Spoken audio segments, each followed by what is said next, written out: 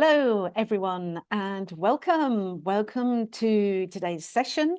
And we will just give it a minute, just one more minute, just to let other people join us. And in the meantime, if you just want to put in the chat where you're joining us from, your organization name, that would be really, really good. And I'm just going to carry on with my introduction while people are just coming on board. So my name is Elizabeth Carter and I am the email marketing manager here at Charity Digital, and I'll be your host throughout the session today. And I'd like to give all of you a very, very, very warm welcome. And first of all, before we just do anything else or say anything else, I just want to give a very, very quick introduction to Charity Digital. We are a registered UK charity, and our mission is to help other charities increase their impact by being more digital. Now, as you all probably know, today's session is called Strengthening Non-Profit Funding Strategies in 2026. And it will be delivered by Hobby Dean, Senior Solutions Consultant at Sage, and Sadie Jones, Founder and CEO at Shebis. In this session, we are going to learn how to find and secure diverse funding resources or sources in a competitive landscape, how to manage restricted and unrestricted funds more efficiently, how to strengthen reporting to enhance accountability and trust, how to build resilience and stability through better financial insight. Now, just before I hand over to our lovely ladies, I just want to share a few house rules and pointers for today's session. The session is being recorded and will be uploaded to watch on demand within a week's time. Any slides that are shared together with any resources will also be made available to you, so don't worry if you miss anything. Closed captions are available in today's session, and they're down below. You just need to look at the bottom of your Zoom window and click on the arrow button next to the closed captions and show subtitles. And during the webinar, please, please, please ask questions. You can pop them in the question and the Q&A section, which is also located down in your Zoom menu bar. If you do pop any questions in the chat, I will try and keep them to one side. And if someone does ask a question, the good thing about the Q&A, if someone asks a question and it resonates with you, you can just upvote it and you can put a thumbs up automatically. If we do have any problems with sound or image issues, please let us know in the chat as well. We'll do our very best to get everything back to normal. At the end, we will go through all of the questions, and Sadie and Hobby, I'm going to hand over to you. I think, Hobby, you're going to start, aren't you? I am. Thanks, Liz. Appreciate that. No Good afternoon, everyone. So what we're going to do in the next 45 minutes or so is start talking about, as it says there, strengthening our not-for-profit funding strategies. The reason I wanted to talk about this is because I'm privileged enough to work for quite a few charities. And although most people are talking about the new SORP standards and things like that, we wanted to talk about something slightly different, because this is a real problem. And I'm going to have the luxury of talking to Sadie, who will be able to provide some practical and reality evidence of her experience and how she's dealt with charities in these situations as herself, and also what she's seen from her peers that also work alongside in the charity sector as well. As Liz said, what we're really going to talk about first is what is the landscape like for funding in 2026. And I wanted to emphasize that because obviously a lot's happened in the last few years. We want to see what's different this year. To be fair, some of it we're already probably seeing, but there's also some interesting insights that I've had the privilege of seeing for the last few weeks that kind of go against the norm. So I just wanted to share some of those with you. We're also going to look at what can you do as an organisation in terms of strengthening your own funding strategy. So we've got some ideas, what I've seen other organisations do, and obviously Sadie will be sharing her experience as well. And then also the last part of this whole session is spending more quality time with Sadie and asking her experience, etc. Okay. So without further ado, let's go into the not-for-profit landscape. you don't have to be a scientist to work out that funding on the whole available to charity sectors is diminishing or is really hard to access. So whether you go down the private philanthropy, whether it's commercial organizations trying to hit the ESG agenda because it's really good if they can support various charities, whether it's working with councils, unfortunately some of them are going to becoming bankrupt. Some of them are cutting down exactly what they are going to support and what they're not going to support. Central government. And the reason I wanted to emphasize this, because I actually spoke to a client last week at a show who was saying that in some cases, central government is actually making more funding available, certainly around the homeless side. So that was a part I never knew existed and was actually kept quiet under the radar. And you have to be a certain status to actually apply for those funds. But the most important thing is, as I said, we know they're all cutting or freezing grants anyway.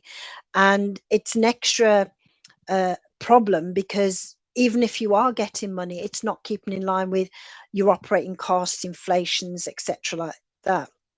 So we know there's a lower grant and charitable income making itself available, as you said, keeping in line with inflation. We also know, and again, I'm just reconfirming probably what you already know, that, you know, local authority grants are being cut, you know, and it varies so much because, you know, I'm working with one charity who's based all over the country. They can continue their program. They're a drug and alcohol organization. They can continue their program in certain parts of the country, like the Northwest, but they can't get any funding for the same service down in the southeast, and it's because the council can't support them, and most of the funding is come from the council and or other charities as well. Because when I talk about private philanthropy, there are individuals who have a mission and they want to try and address that, but there's also other charities that are trying to work in partnership so they can both deliver a common goal, and but you know, try and keep an eye on costs as well. And I think it's quite scary when you think that some of these are cutting their funding by 75%.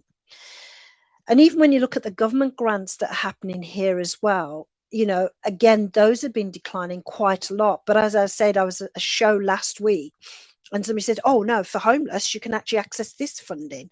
And he wouldn't tell me, but he said anybody that's in the business knows they can go and get that funding. It's just about you putting the right business case together, and you have to be clear about your outcomes.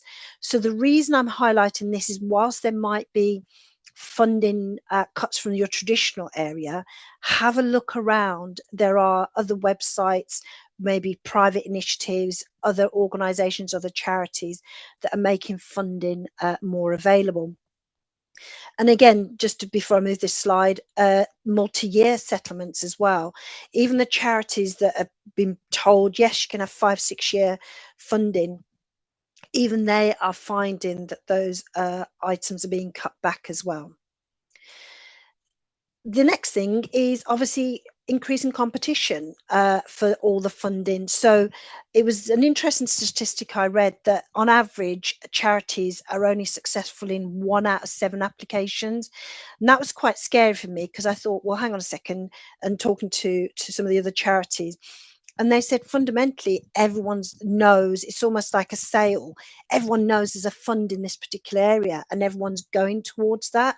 And everyone's finding that, you know, they have to do more to get the same funding. I was talking to one client who almost tracked all their applications, and it was quite a sad statistic, because they realized there's no point going to this authority or this area because they just can't get the funding at all. Whereas if they go more private, more commercial, ESG organizations that are trying to hit their ESG agenda or corporate social responsibility, they're getting a bit more success. But even they're tried and trusted and not giving them any of the money. But the sad thing about all that is, obviously you can go off to private organizations and things, but the funding that's available doesn't fill the gap that charities typically tend to need. So that was quite sad in some cases. But also donor expectations, I think that's also very important. And some of you have seen me presenting these sessions for quite some time. And I think when I did one of the very early ones, it was like, you know, where the donors were focusing their time, their energy and their money and things like that. There was more pooling of resources and things like that. But the most important thing on this slide, and I find that I was gobsmacked that it actually sort of was just brought up now, is the moral and strategic imperative for modern charities is very important right now. You've only got to look at obviously what's been going on in the press and in society right now. You link to the wrong person, your funding will disappear in a heartbeat. You link to the wrong mission objectives, then again, or liaise with organizations that are not aligned to your missions, people will stop funding certain things as well. So donor expectations, and also more importantly, people are wanting, depend upon the age group. There's a certain age group, a lot more the older generation, they'll take you at your word, and they, you know, if that's what you said the money's going to, they're quite happy to support you. Whereas the younger generation are saying, no, why has such and such an organization got 5 6 key people at senior levels? I don't need that. So donor expectations want more transparency. They want to feel that their money is genuinely helping a good cause. So they want to see evidence of transparency. And I know I did a session probably this time last year where we talked about how to present your financial accounts, because that's becoming more and more important. You know, it's got to be clear where your money's going to. People used to say, where your pound's going, where's this money going? And now they still want to see that, but they also want to see exactly what have you spent on what, you know, any notes to be aware of, any plans for the future, what direction are you going? And that's becoming really hard, because a lot of the people that are not in the charity sector don't appreciate that, hang on, where your funding has been cut, certainly from local authorities and maybe even from NHS organisations, they're almost handing over lock, stock and barrel for you to look after that whole service, whereas they used to just refer people. No, you've got to get your own people skilled up to deliver certain services. They've got to be going through the official training program. And if you can't even pay people's wages, finding that money to sort of support that initiative gets even harder. So, you know, transparency is key.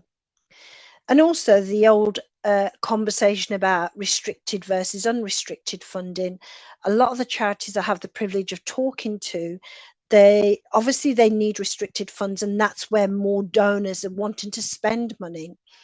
But the reality is that sometimes the restriction is so tight that they can't actually reinvest the money. They can't pay the salaries over here, but you know, somehow they're going to deliver on this initiative. So there's a lot of conversations happening with donors to say, look, I know you set up for this purpose, but I can't deliver this if you can't help me and support me over here. So there is some conversations going on. There is a genuine reason why they're restricted and unrestricted funds, as you know, to support your financial sustainability as well. But sometimes people, there is a trend, as this slide is saying, that, you know, people do want to give money in a restricted way, and I know Sadie's going to talk about that a little bit later on, but we also need enough money to keep the operations of the charity going as well. So thanks to Charity Digital, they've also had a number of articles where you can click on the articles to sort of see things like, you know, how do charities approach and handle different funding areas. But what can you do as an organization? So this is based on a combination of what customers are asking of me and what I've seen in the market, what I've seen with other organizations as well. The most important thing is, you know, diversify. We've already said, you know, you can't rely on your single sources. And to be fair to all of you on the call, you probably aren't doing that today anyway, because you know that's not practical and it's not sustainable. But the average is people are saying they go to at least 5 to 7 different income revenues or income streams if you wanted to do that. So have a look, keep an eye out. Sage works closely with an organization called Swoop, and Swoop actually has a portal that allows you to see all the funds in your area. And working with Swoop, they can also help you understand which are the best ones that you could qualify and which you couldn't qualify for, and possibly links to other sources as well. You know, they might have links to other grant funding websites, etc. And not all of them are council or public sector led. There are a lot of initiatives with private philanthropists and other organizations that are offering to support that as well.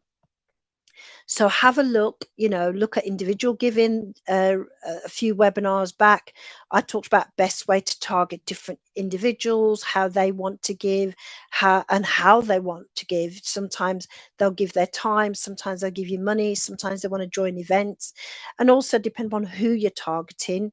Start thinking about digital campaigns that depend upon the demographic you need to work in a particular way.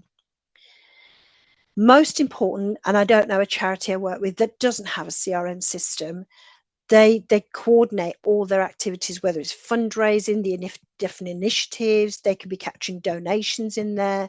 So have a really good CRM system or a grant management tool. More people tend to have the CRM systems that actually do the grant tracking within that for you. And that can really add a lot of value because you can see how successful campaigns are, where you are getting the money, if there's any trends going on. So use things like that, try things out as well. It's a bit harder in the charity sector to try things out because people think you're not using the money in the best way.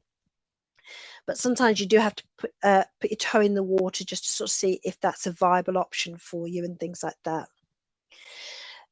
Also, if you look at re-granting networks as well, there's, as it says there, a lot of the major funders are distributing through other people because sometimes they don't want to make themselves known and they want to do things in the background.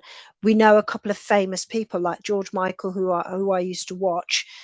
He privately used to fund initiatives. You wouldn't know until, unfortunately, after he passed, that he was actually doing that. But there is a lot more out there. I know a lot of people wait for the rich list for, you know, when it comes out in the Times, not because they might want to target the individuals to try and get money, but very often a lot of those organizations do, and those individuals do have a private charity arm that people want to tap into. I had the privilege of working with a non-executive director who was like, everyone is always giving to you know, Save the Children and all these other well-known organizations, but they don't know there's a charity down the road that can't give out funds for the food bank and things like that, and they need it. So they created a website for themselves that just concentrated on local charities and local initiatives to try and help and encourage collaboration as well. So definitely start thinking of multiple streams as well. That is really important. And to be fair, it doesn't matter which charity organization I work with, that is the norm, the 5 to 7 fundings. Look and manage your restricted and unrestricted funds as well. It's really important that obviously if people are giving you restricted fund, they want to make sure it only goes to a particular purpose, and that's a given. But don't forget to add, you know, extra lines to give you a backup in case there is some underfunding and things like that, but it's still part of the project. So whether it's a contingency, but again, make it very clear, if it is a contingency, where is that extra money going to come from? Work with the board. Again, I've worked with a lot of the boards that look after charities to sort of say, you know, we need the official line to sort of say, if I need to move funds between restricted and unrestricted, what can the board sign off and what can the funder sign off? Because that is important, going back to the point I raised earlier, whereby I want to do this, but all my money is tied up in restricted. So I need to think about a financial sustainability plan. What can I do? What can I repurpose? And obviously you're already holding things in different areas, so keep them in separate areas, because we all know the Charity Commission wants to make sure that that's covered in the right way. So bringing it all together in terms of what's important, it's very important that you have the right systems to support the transparency of a lot of things for you as well. So make sure it's obvious to all the right people what the balance is in terms of what's restricted and what's unrestricted. Look at your fund performance against the budget that you've been given, especially if you're looking over a multiple number of years. What budget was authorised this year and what budget's been authorised for the years ahead. Because if that is going to be cut, now's your time to sort of have a heads up on that and maybe start looking at what other sources you could have. Maybe one of the interested parties could actually car fund that. Like, for example, in the commercial world, if we were doing any software enhancements that we think, could be a non-standard system, we could almost find a number of customers that want to work with us to develop that. And that's in everyone's interest, just like encouraging charities to work together that are for the greater good of the community. Have program outcomes. This is becoming more and more common.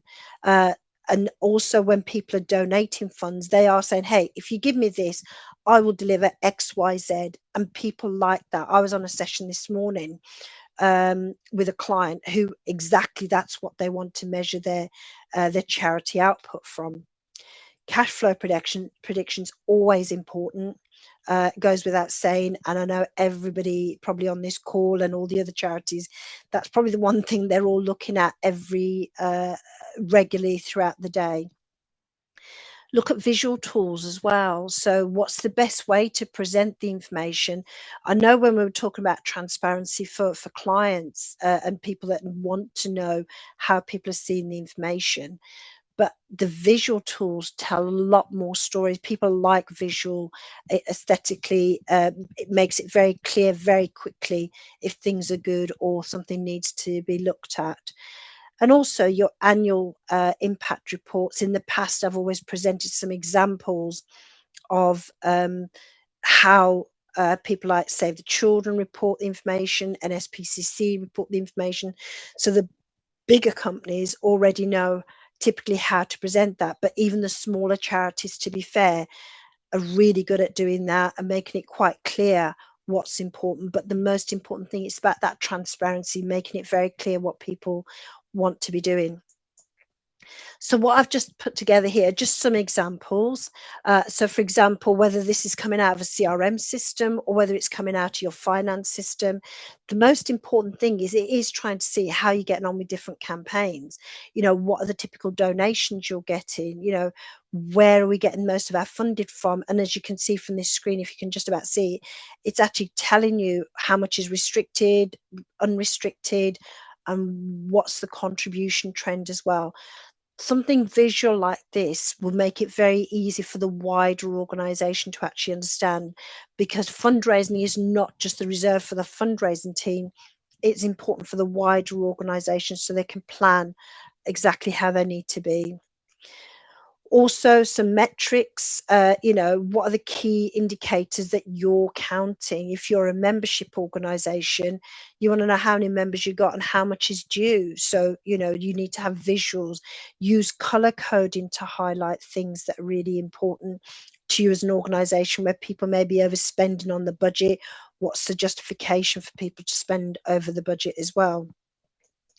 And again, here's another example where, I could be looking after certain funds and I want to see, how much did I actually get awarded?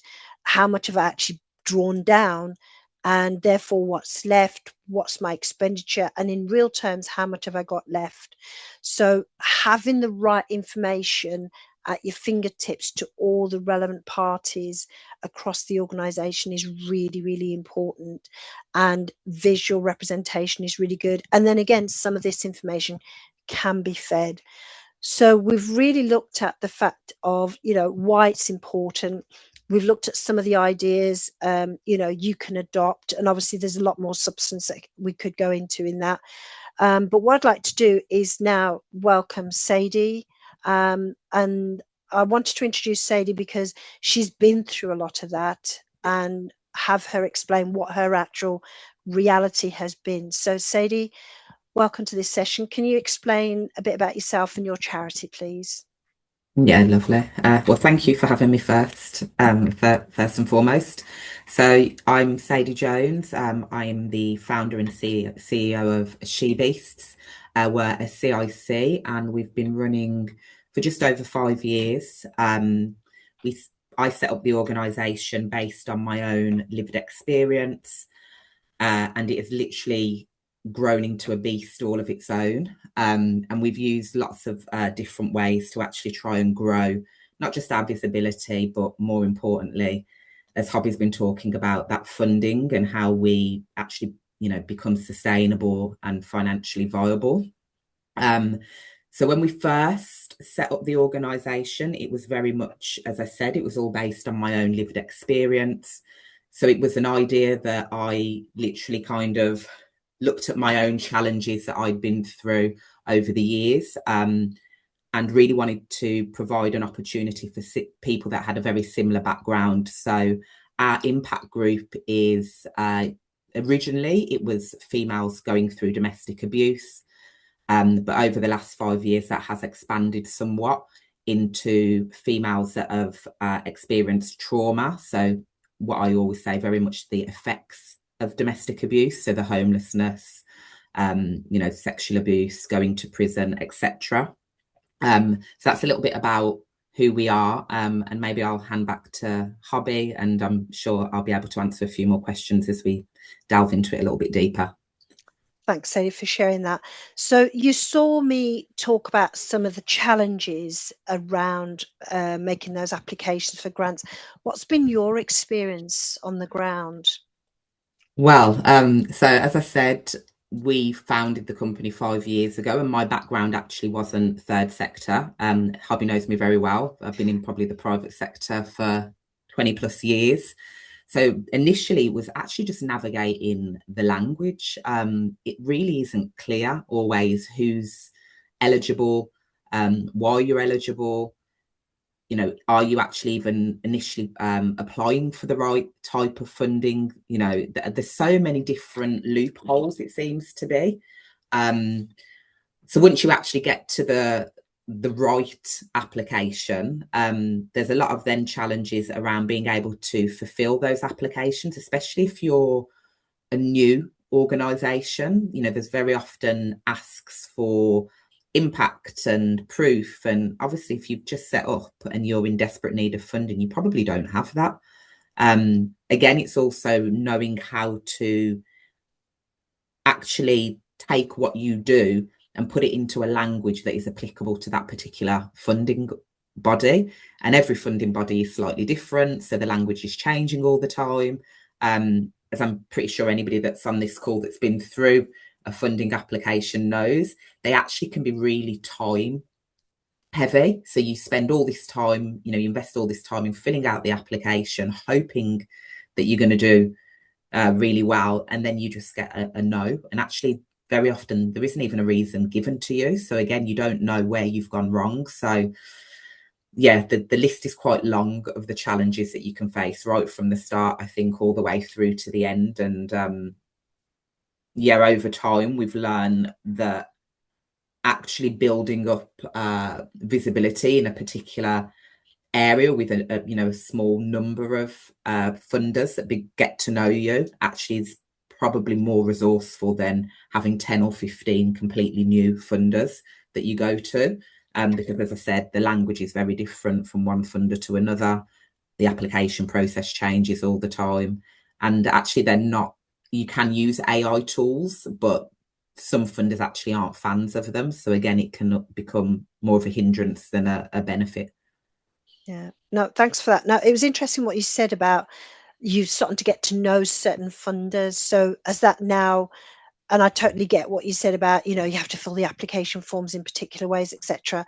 But are you now finding, because you're now navigating this whole area, exactly where you can go, or do you still find there's some problems because you can go to them for this, but for this you're back to square one? I would say that maybe the nature of what we do is a little bit different because we have a number of areas that we cover, but we definitely have what I would say, a pool of funders that we work with that we actually have built up quite a good relationship with. We have been quite fortunate that we get quite a lot of referrals. So not just with the community that we work with, but actually funders will say XYZ funder has mentioned us in passing. They've got a potential pot. Would we be interested in coming forward for that? So I think it definitely helps to have a pool, if you like, and to actually create, and I know it's crazy because we live in a digital world, but actually try and create some human relationships with some of those funders. I think that has really helped us, especially when you think of organisations where they've got a pool of other potential organisations that actually donate, fund, give grants, because then actually they recommend you. And that is half of the battle very often, is actually creating that relationship, I've found. No, I couldn't disagree. Sorry, I totally agree with you, because that's the pattern.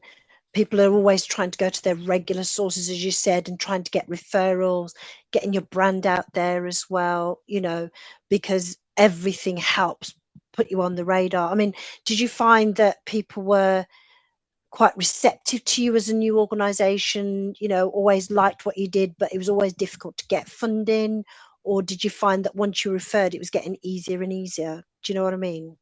I think a bit of both. As I said, like, my background is the private sector, so I'm probably not your atypical founder, or I don't necessarily take the usual route to market. I am quite bolshy, and I will just ask the question, send the email, knock on the door of the person who I think holds the keys, for the want of a better phrase. In the beginning, it was actually quite difficult. I would say before we got our first pot, we probably had filled out a number of applications. But I think once we did that first initial pot and we then had that impact to show, it actually became a lot easier. And I think because although we have quite a few different things that we do, we're quite niche in the sense that it has been, up until 6 months ago, very, very female focused. So those funders, organisations that heavily want to support females that are going through, homelessness, domestic abuse, we're actually a very good fit for them. And I think as well, it probably helps a little bit that we do have the lived experience. Everybody within our team isn't, just turning up to work because, it's their role. Actually, they've been through abuse, homelessness, imprisonment themselves. It's a big part of what our ethos is to give people within our project groups the opportunity to then have roles within the organisation. And I think that also holds a lot of value with funders. That makes sense. So one of the things you just said there was you have a different approach. So I know, rather than just asking for funding, your focus is very different. Could you explain that? Yeah, of course. So I'd say we're quite proactive in looking at commercial routes outside of funding, which again I think goes in our favour with the funders, because we are very hands-on. So we will look at commercial tools such as, coaching for the general population. Our methodology is pay it forward. So anything that we do that somebody who's got a disposable income pays for, it actually then funds our impact group. So we look at all different tools to find ways that we can work with organisations or individuals to get them actually spending money with us. So that's one route. I'm a huge fan of the interdependence. I mean, I have been for a number of years. I think it's fabulous to be independent, but why not, if there's somebody that does something excellent or really well, knows it inside out, why are you not working with them? So we actually collaborate with a lot of other organisations, and we will take it in turns, I guess, as to who's writing that bid. So it might be another charity that's actually writing the bid, and then we go in and deliver the work for them. Or maybe we write the bid and then we approach them and say, we've got a pot of money to work with people of this demographic, which we know you guys do. We'd love to work with you. So yeah, that collaboration, I think, is hugely important. And then obviously using things like, sponsored events, crowdfunding, literally every tool you can think of, we've probably tried or we do.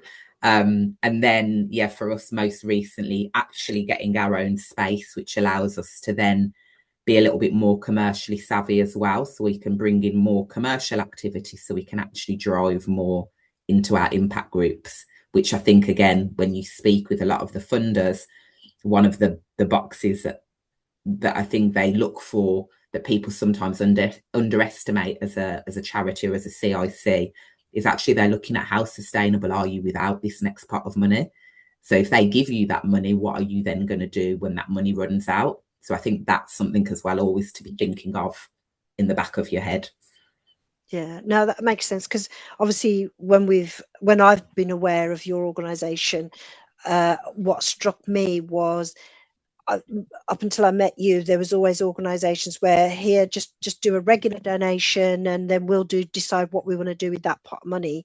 Whereas you as an organisation, I want to get gym wear ready for people that might want to partake in this exercise. So you're very targeted when you ask for funding. You're very targeted and very clear about what you want the funding for, hence the crowdfunding. Yeah, definitely. And I think although this, sometimes it says in the applications that you don't need to have a specifics in some areas, I think it just adds value. It kind of, I guess, gives you an extra tick if they've got two organisations that are very similar and there's any uncertainty. I think just having that little bit of an edge on the certainties that you can give them, yeah, probably does help. Mm. And in those situations, I also talked about reporting back to your donors and things like that. How, when you are getting some of that money, what kind of information you're pushing out to the donors and to the wider community? Yeah, we are, again, I think we're very good with regards to that. So we always invite funders to come down to our projects. So it doesn't matter who we're working with. We always invite them to come and see what we're doing, actually to get involved in a session. We try and encourage them to actually, if we're doing a movement session, why not come and try rebounding? Why not come and see exactly how it works, the impact it has? We have a social media presence. We do sort of video interviews with our actual clients. Very often we have to blur out their faces and such, but we use as many different tools to show the impact that we're having. And again, I guess probably one of our USPs is that our model is based around getting the people we work with into a position where they can actually come back and work within the organisation if they want, which is obviously the biggest proof of impact we can show, because they then become almost, ambassadors. And again, that's something we do quite heavily as well. We have what we call like our ambassador program within She Beasts, which is anybody that's worked with us, whether it's volunteers, the end user, i.e. being the client, a founder. People can become ambassadors, and again we do like little mini series with them. So yeah, we're always looking at ways that we can raise visibility. The other thing that we do, which I think is really powerful, and it's quite an easy win for any charity, anything that we deliver, obviously for us it's maybe a little bit different because we do sports, but we always then put our clients or give them the opportunity to have a t-shirt or a basketball kit, and then they are wearing that, they talk about being part of our community. And again, I think when funders look at that, that's hugely impactful, because all of the, I think we've worked with over 1,000 women in the last 5 years. We're engaged pretty much with all of them still, and again, that's something that funders are really big on. Do you still serve those communities, or is this just a one-hit wonder project? I think that's really important as well. And I think a lot of the other charities I've worked with, it's exactly that. Is it a one-off and like a production line thing, or is it an ongoing health? So based on your experience, what tips would you give to people in terms of best way to fundraise? Because everything I know that you've attempted to fundraise, you've actually delivered on. So what are your tips really? So something that we've learned probably over the different times that we've attempted, planning, number one, like have a good plan. give yourself more time than you probably think you need. And I know that's not always possible, but actually, even if it's a crowd fund and you're going to run it for 8 weeks, just make sure that you're planning around that 8 weeks and you're making sure that each week has a really clear reason. Because I think without that, number one, you're kind of floating around in the dark. I think being just like cheeky almost to a phrase, like, don't be afraid to ask. Don't be afraid to like ask your own community to get involved, ask potential partners that you've worked with previously to get involved. Go to organizations that are maybe already in your network, not necessarily because they're involved with the charity, but maybe you know them through your son's football or your partner's workplace. Just ask would be a tip. And try everything. Like you'd be surprised what works. I mean, some of the oddest things work. We did a couple of series where we did pop-ups at gyms, and they worked really, really well. They didn't take a lot of planning. My team just went to, I think they did Virgin and a couple of others. So they had T-shirts there, a donation box, a QR code with a flyer, and just talking to people and telling them what you do. And you'll be surprised that it's not always necessarily a huge amount of revenue that they donate, but actually they might then open up other doors for other partnerships, which maybe turns into a piece of project work that you get to do with them and another organisation, and that then drives the revenue. So I think being creative definitely helps. And I think really utilising the people that your charity stand for. Actually, they're a really powerful tool. So getting them involved in the events that you're doing. If we do an event, we always invite the women to come along if they're happy to. Obviously, if they're happy for us to film, we'll get like content of that, and then purposefully repurposing that content, because again, you'll be surprised who that might hit.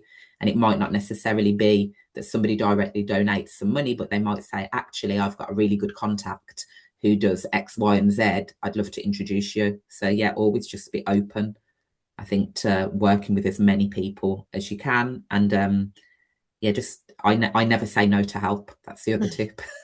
I never say no. If somebody offers to help, even if I don't think there's an immediate need for it, I still say yes. And then I figure out how you can maybe help us with something that we do really need. That's really interesting, because I think that's why, for full transparency to everybody, I invited Sadie to come to a Sage meeting that we had about fundraising as well. But and that's why what Sadie was doing was so different. But I also think more and more charities are sort of embracing, like, for example, if you do hold events, getting people to sponsor different things, so the whole cost is not your own cost. So again, you can do that because people are scared about the big cost, or if I'm doing this and that. Whereas if you say, well, you just get the drinks and you do this, you do that, they feel they contribute. And certainly if it's a commercial organization, they feel they're contributing to like their CSR agenda or the ESG agenda. So it makes it a lot better. So I'm just going to wrap up. So any last words from yourself, Sadie? What last I think the only thing like is just collaboration. That definitely would be, I think, if you've got other charities in your network, putting on community days together, just leaning on each other. Maybe one of you is fantastic at marketing, or maybe one of you is excellent at bid writing, but maybe you're not, as great with a certain community group, and like broadening your horizons that way, I guess, and just by you giving back to a similar organisation actually probably is going to benefit you both. So just be open, I think, to more collaboration, because I think sometimes one of the things I have discovered in the third sector is that sometimes it can be quite siloed, and people are kind of just operating in their own tiny little lane, thinking, well, we only deal with people over a certain age. So they wouldn't think about, I don't know, connecting with a women's group that's dealing with younger girls. But actually, there's probably a fantastic project that you can design together that will benefit both your communities and bring in some extra revenue. No, that's really good, because again, I think a lot of the organizations I work with are starting to do a lot more of that. So thank you very much, Sadie. So just Okay. before I wrap up, thank you very much. Just to sort of say, if you want any more information either about some of the material I've presented or would like to know a bit more about Sadie's organisation, it's an amazing organisation. I see a lot of things on Facebook and LinkedIn to do with the organisation. Feel free to take a QR code here. But other than that, I'm going to open the floor up for questions. Great, thank you. Thank you to Sadie and thank you to Hobby. That was really, really interesting. Thank you. So many helpful takeaways. And Sadie, your organisation has such an impact. 1,000 women over 5 years. That's really is truly excellent. Can I just ask you, Hobby, if you could just flip back your slides and go to the one that had the 3 links in there, because there was a question in the chat whether one of the links was connected with Swoop. So no, none of them okay. are linked to Swoop. So these links are from Charity Digital, but if you QR code, if you take an image of my QR code, I can give you the link to Swoop. Fantastic. That's really good. And also, could you just go to the screenshots? There one. Yep, those there. Yeah. So we also do have a question of what platform this is. Obviously, I would imagine it's your own.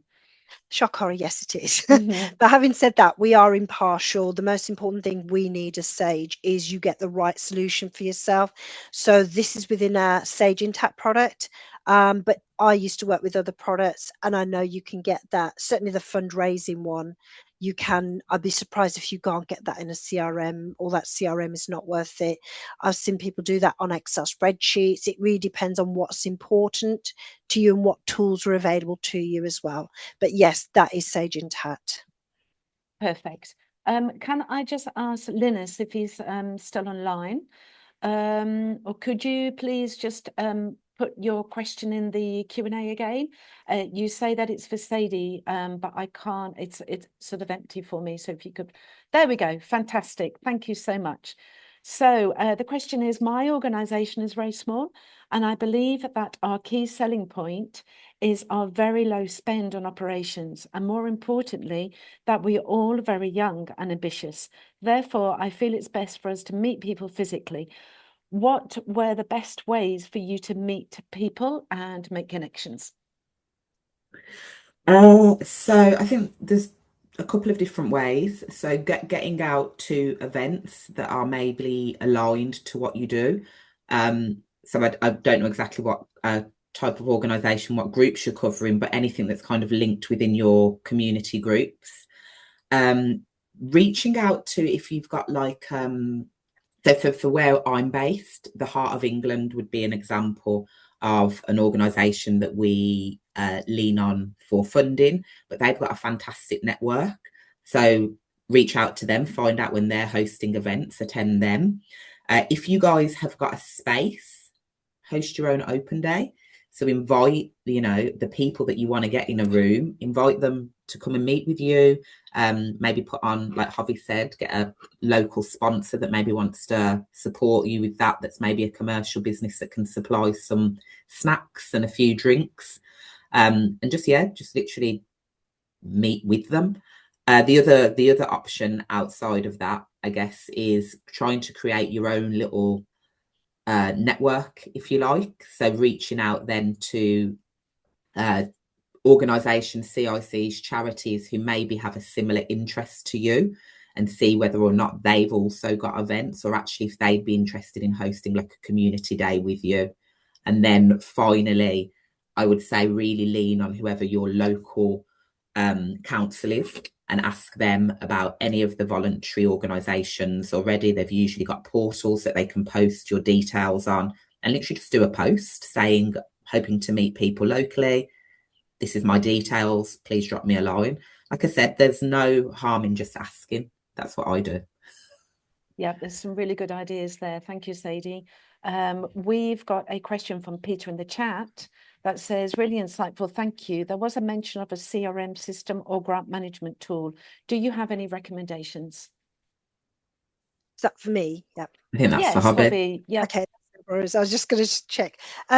We don't have a recommendation. The most important thing is when you are looking at a system, check it is geared towards the NFP sector, because yes, you do have products like Salesforce, Microsoft Dynamics, but the reality is, depending on where you source it from, it will be generic. It won't be not-for-profit.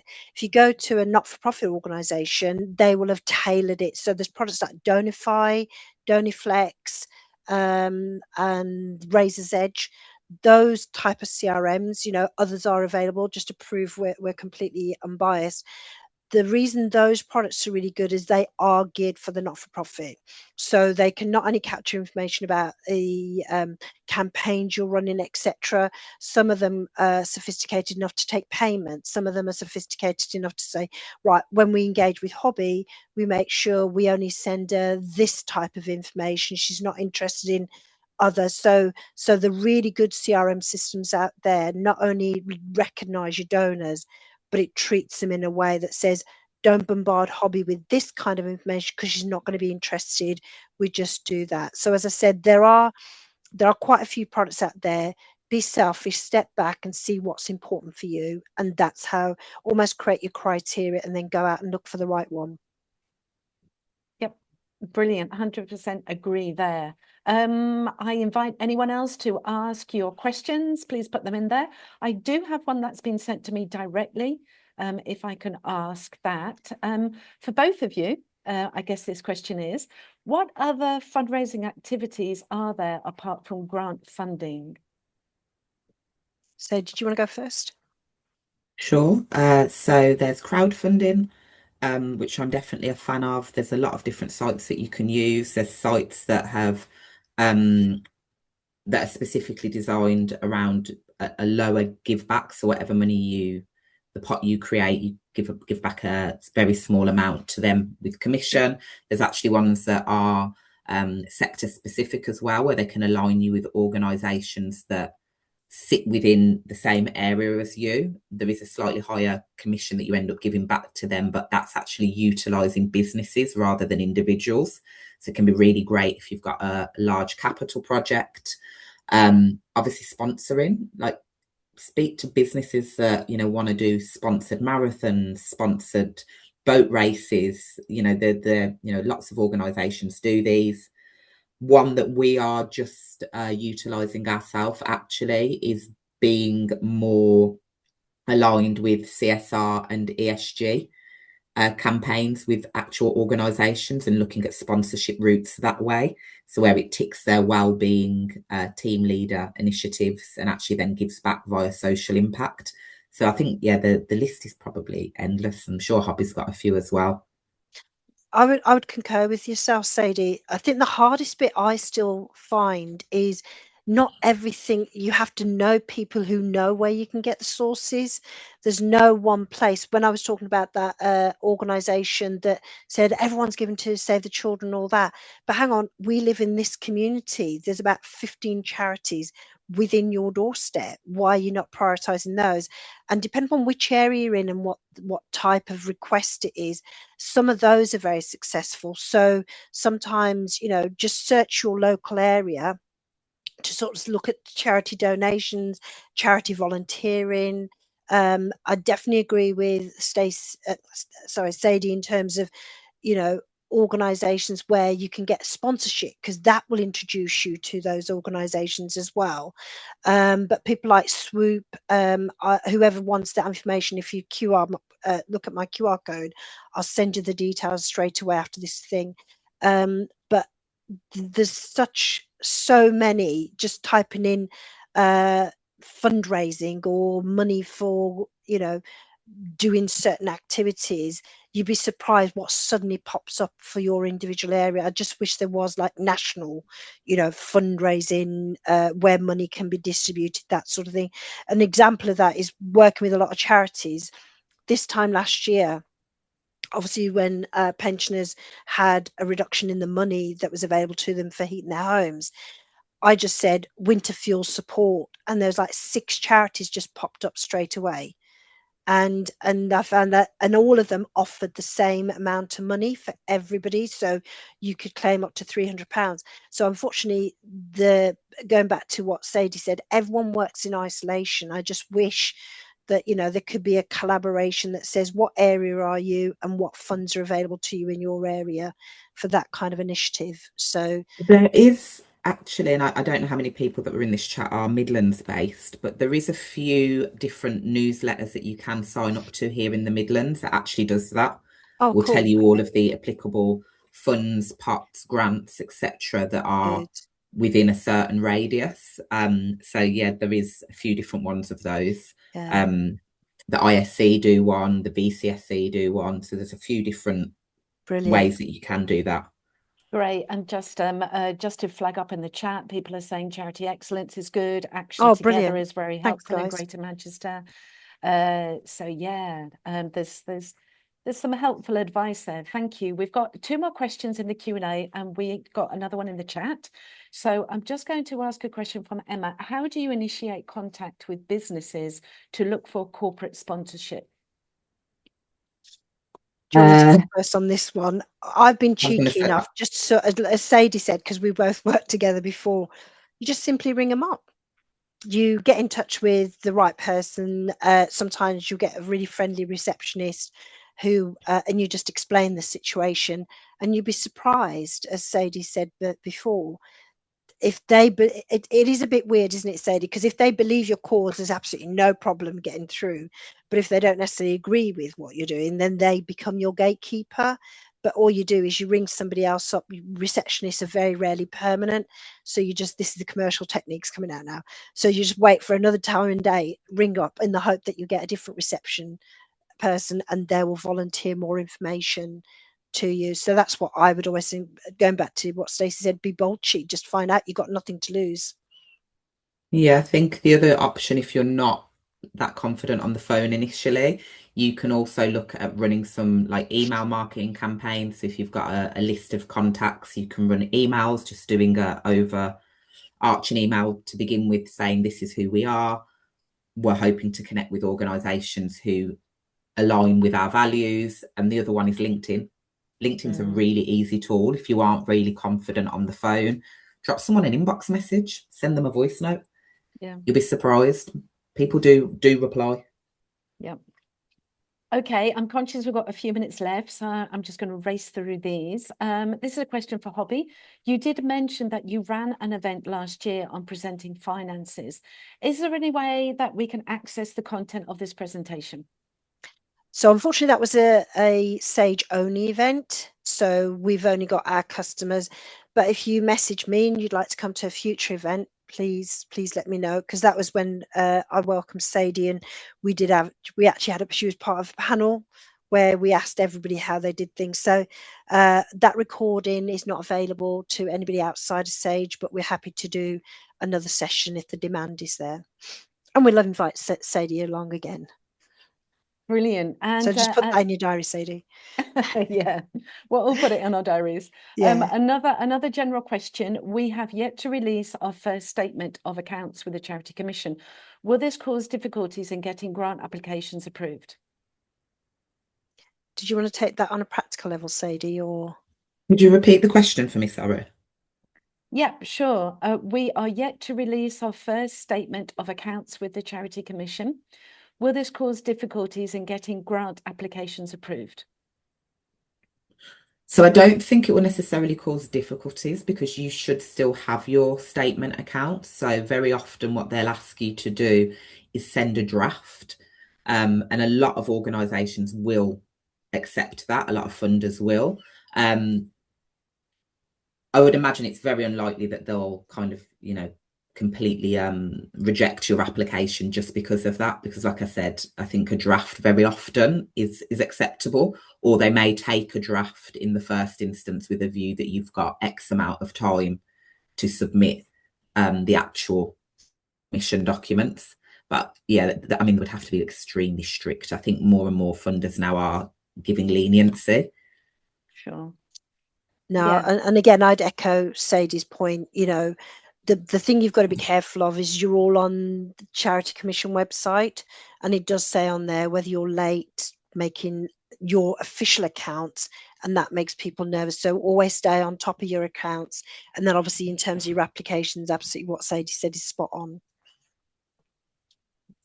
Okay, that's great. Thank you. And we've just got time for just one more question.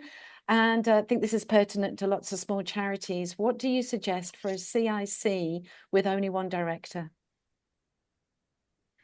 I started out as one director. The only thing I would say the challenge you will have is when you're going forward to apply for funding, you do need a non-exec team. So the quickest route to do that is use LinkedIn. Send out a post saying that you're looking for non-execs. This is what your charity do. And then once you've got 2 more non-execs on, actually you become applicable for a lot more pots.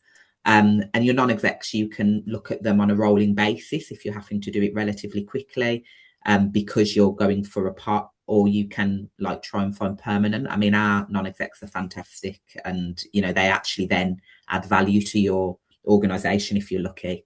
Try and pick people that you think have got skills that maybe you haven't, would also be a tip if you're quite a small team. Okay, that's great. I'm afraid that's all we've got time for today. Thank you so much, Sadie and Hobby, for the presentation. It's been really, really enjoyable session.